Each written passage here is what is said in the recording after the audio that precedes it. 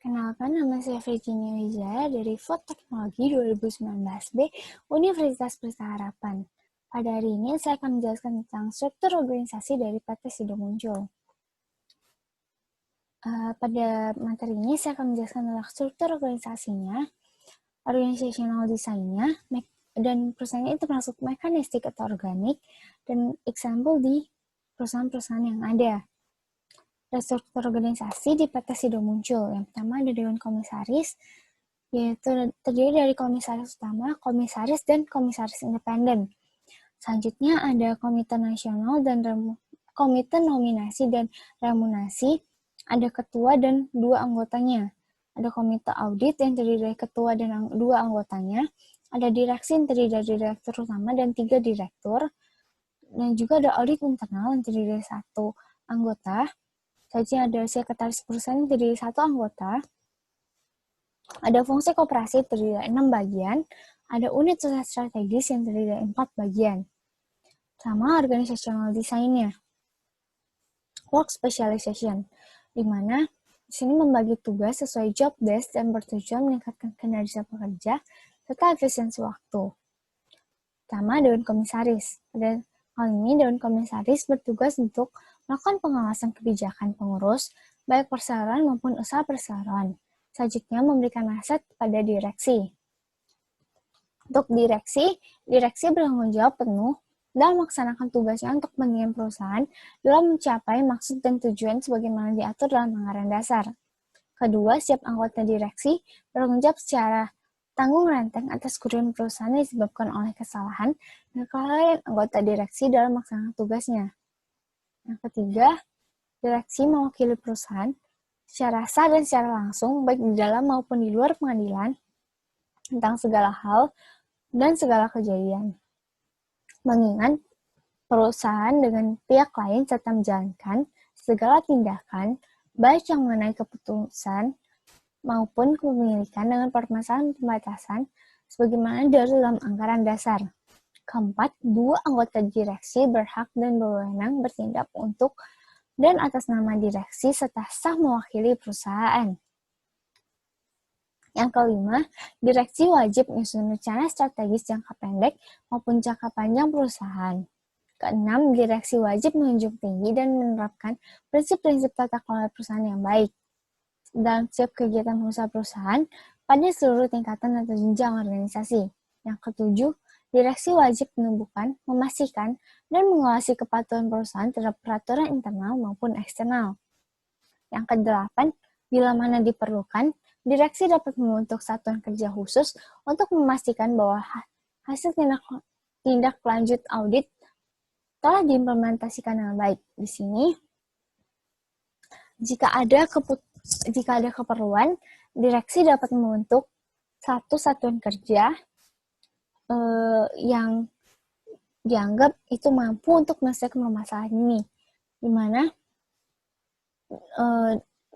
ini merupakan untuk memastikan bahwa hasil tindak lanjut dari audit itu sudah diimplementasikan pada perusahaan ini. Yang ke-9, anggota direksi dilarang memberikan kuasa umum pada pihak lain yang mengakibatkan pengalihan tanggung jawab direksi. Selanjutnya, komite audit, di mana komite audit bertugas memberikan pendapat kepada Dewan Komisaris mengenai laporan atau hal-hal yang disampaikan oleh direksi kepada Dewan Komisaris dan mengidentifikasi hal-hal yang memerlukan perhatian Dewan Komisaris. Yang kedua, menelaah laporan keuangan yang akan dikeluarkan perseroan pada publik.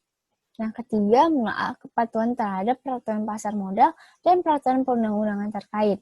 Yang keempat, menelaah pelaksanaan pemeriksaan oleh auditor eksternal.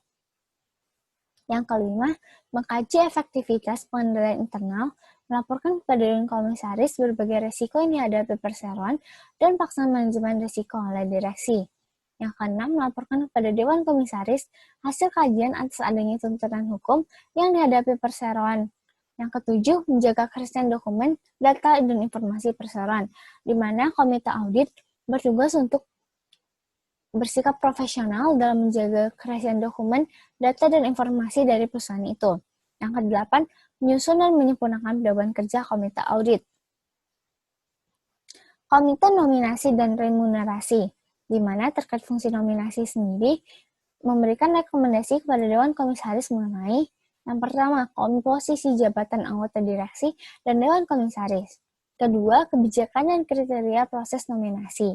Dan yang ketiga, kebijakan evaluasi kinerja bagi anggota direksi dan Dewan Komisaris. Selanjutnya, membantu Dewan Komisaris melakukan penilaian kinerja anggota direksi dan Dewan Komisaris berdasarkan tolak ukur yang telah disusun sebagai bahan evaluasi. Di mana komite nominasi di sini dengan Dewan Komisaris sudah memiliki bahan apa yang akan dievaluasi. Sehingga di sini dia akan membantu Dewan Komisaris dalam melakukan penilaian terhadap kinerja anggota direksi dan Dewan Komisaris berdasarkan tolak ukur yang telah disusun itu. Yang ketiga, memberikan rekomendasi kepada Dewan Komisaris mengenai program pengembangan kemampuan anggota direksi dan atau anggota Dewan Komisaris. Keempat, memberikan usulan calon yang memenuhi syarat sebagai anggota direksi dan atau anggota Dewan Komisaris kepada Dewan Komisaris. Nah, jadi di sini Dewan Komisaris dia akan memberikan maksudnya komite nominasi ini akan memberikan nama-nama calon yang dianggap pantas untuk dapat duduk di anggota Dewan Komisaris ini. Terkait fungsi remunerasi sendiri, dia akan memberikan rekomendasi kepada Dewan Komisaris mengenai struktur, kebijakan, dan besaran remunerasi anggota direksi dan Dewan Komisaris. Kedua, membantu Dewan Komisaris melakukan penilaian kerja dengan kesesuaian remunerasi yang telah diterima masing-masing anggota direksi dan Dewan Komisaris. Selanjutnya, audit internal. Di mana tanggung jawab audit internal ini telah diatur berdasarkan piagam audit internal. Yang pertama, menyusun dan melaksanakan rencana audit internal tahunan. Kedua, menguji dan mengevaluasi pelaksanaan pengendalian internal dan sistem manajemen risiko sesuai dengan kebijakan perusahaan. Yang ketiga, melakukan pemeriksaan dan penilaian atas efisiensi di bidang keuangan, akuntansi, operasional, sumber daya manusia, pemasaran teknologi informasi, dan kegiatan lainnya. Yang keempat, memberikan sarana perbaikan dan informasi yang objektif tentang kegiatan yang diperiksa pada semua tingkat manajemen. Yang kelima, membuat laporan hasil audit dan menyampaikan laporan tersebut pada Direktur Utama dan Dewan Komisaris. Yang keenam, memantau, menganalisis, dan melaporkan pelaksanaan tindak lanjut perbaikan yang telah disarankan. Ketujuh, bekerja sama dengan komite audit. Yang kedelapan, menyusun program untuk mengevaluasi mutu kegiatan audit internal yang dilakukannya. Kesembilan, melakukan pemeriksaan khusus dan lingkup pengendalian internal yang ditugaskan oleh Direktur Utama. Selanjutnya, Sekretaris Perusahaan. Tugas dan tanggung jawab Sekretaris Perusahaan mengacu pada Peraturan Otoritas Jasa Keuangan POJK nomor 35/POJK-04/2014 pada tanggal 8 Desember 2014 diantaranya adalah 1. Mengikuti perkembangan pasar modal, khususnya peraturan perundang-undangan yang berlaku di bidang pasar modal. Kedua, memberikan masukan kepada direksi dan Dewan Komisaris untuk mematuhi ketentuan peraturan perundang-undangan di bidang pasar modal. Yang ketiga, membantu direksi dan Dewan Komisaris dalam pelaksanaan tata kelola perusahaan yang meliputi 1. Keterbukaan informasi kepada masyarakat, termasuk ketersediaan informasi pada situs web perseroan. Yang kedua, penyampaian laporan kepada OJK pada tepat waktu. Yang ketiga, penyelenggaraan dan dokumentasi RUPS. Yang keempat, penyelenggaraan dan dokumentasi rapat direksi dan atau Dewan Komisaris. Yang kelima, pelaksanaan program orientasi terhadap perusahaan bagi direksi dan atau Dewan Komisaris. Yang keempat, sebagai penghubung antara perseroan dengan pemegang saham, OJK, pemangku kepentingan lainnya. Di sini, sekretaris berfungsi dan bertugas untuk menghubungkan antara perseroan dengan para pemegang saham OJK maupun pemangku kepentingan lainnya. Di sini dia bertugas menjadi seperti menghubungkan antara perusahaan ini dengan target-target yang akan dituju. Dia menjadi media komunikasi antara perusahaan dengan targetnya itu. Selanjutnya ada fungsi korporasi. Tugas korporasi itu melakukan pemasaran secara global dan menjual produk baru yang terkemuka, di mana jika ada inovasi produk yang dihasilkan, maka fungsi korporasi ini yaitu ada di bidang pemasaran. Dia akan membantu untuk menjual produk-produk baru itu. Unit usaha strategis itu bertugas untuk melaksanakan ekstraksi terhadap obat-obatan, melakukan inovasi terhadap obat herbal dan minuman, serta obat farmasi, dan melakukan ekspor untuk produk sudah muncul. Untuk departmentalization-nya itu ada 5, fungsional, produk, geographical, proses, dan customer. Di mana fungsional itu dia dikelompokkan berdasarkan fungsi-fungsinya. Kalau produk berdasarkan produknya, kalau geographical itu berdasarkan pembagian wilayahnya. Kalau proses itu basis dari produknya. Kalau customer itu dari kebutuhan customer. Untuk departmentalization-nya, PT SIDO muncul itu fungsional karena struktur bawah, fungsi korporasinya ada bagian pemasaran, operasional, penjualan, dan akuntansi. Produk, karena adanya pembagian divisi bagian obat herbal dan minuman, obat farmasi, dan ekstraksi. Sedangkan geographical itu departemennya tidak dibagi berdasarkan geografis atau pembagian wilayah. Untuk proses dan customer, karena emang tidak ada kesesuaian dengan gambar pada struktur organisasinya yang ditunjukkan dengan departmentalization-nya ini. Chain of command, di mana unit strategis yang terdiri dari 4, fungsi koperasi dan sekretaris perusahaan akan menyampaikan laporan kepada direksi. Audit internal juga akan menyampaikan laporannya kepada direksi.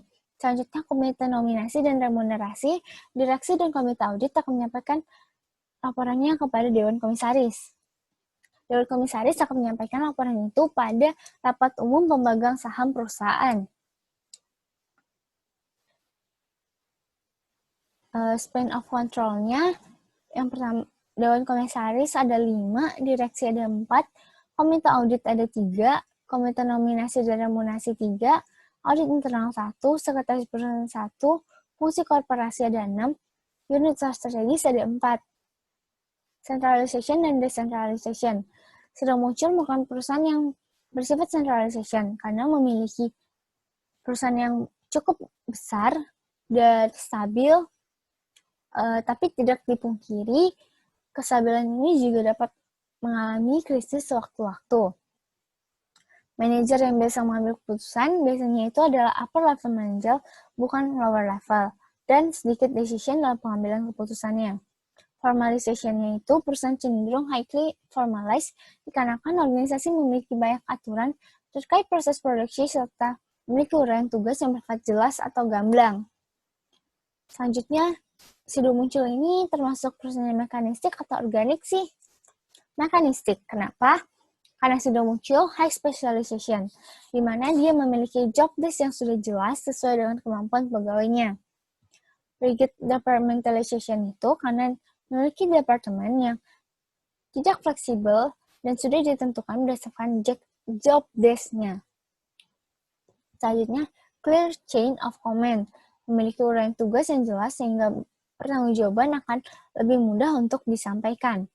Narrow spans of control, jumlah karyawan direktur sudah sesuai dengan jumlah yang diawasi oleh manajer. Centralization, pengambilan keputusan perusahaan akan lebih berpengaruh pada upper level manager. High formalization, prosedur pembuatan produk sudah diatur oleh aturan yang harus dipatuhi oleh seluruh pegawai. Nah, untuk implementation di perusahaan-perusahaan itu, ada tim structure itu PT SIDO muncul sendiri. Kenapa? Karena hanya ada satu manajer yang mengatur divisinya. Jadi di setiap divisi itu kan terdiri dari tim-tim kerja yang melakukan bidang pekerjaannya masing-masing. Misalnya di bagian pemasaran dan bawahnya hanya akan mengurus masalah pemasaran itu sendiri. Nah, untuk matrix structure itu ada Starbucks. Kenapa? Karena di Starbucks itu ada departemen SDM, departemen keuangan, dan departemen pemasaran, di mana 3 departemen itu paling menonjol di Starbucks. Dan dalam pengambilan keputusan, kebijakan harus dikonsultasikan untuk dilaporkan dahulu beberapa tingkatan di atas departemen HR itu sendiri. Keputusan final akan disampaikan oleh CEO yang akan diimplementasikan pada Starbucks itu dan perusahaan cabang Starbucks. Untuk project structure dan boundaryless organization itu ada Pixar. Kenapa? Karena Pixar itu dia bersifat fleksibel dan tidak kaku. Jadi dia cuma membutuhkan meeting yang lebih ke brainstorm meeting, dan dia juga mengupgrade skill karyawan melalui pemberian pelatihan-pelatihan kepada pegawainya melalui training, dan ada juga pemberian fasilitas yang akan menunjang pegawai-pegawai dalam pengembangan ide-ide. Personal organization itu ada Basecamp, karena Basecamp ini terdiri dari pegawai-pegawai yang freelance, sehingga ada background-nya pastinya akan berbeda-beda, seperti ada writer, programmer, designer, tapi mereka itu bisa bekerjasama, bersinergi lewat online communication. Dan network organization itu ada Boeing, yaitu karyawannya itu banyak dan tersebar banyak gitu, dan dia itu dapat dijadiin supplier buat mengutuhi pegawainya itu, dijadiin kayak jadi supplier gitu buat memenuhi kebutuhan para pelanggannya itu. Sekian presentasi dari saya, terima kasih. Berikut adalah daftar pustaka yang saya gunakan dalam pembuatan presentasi ini. Thank you.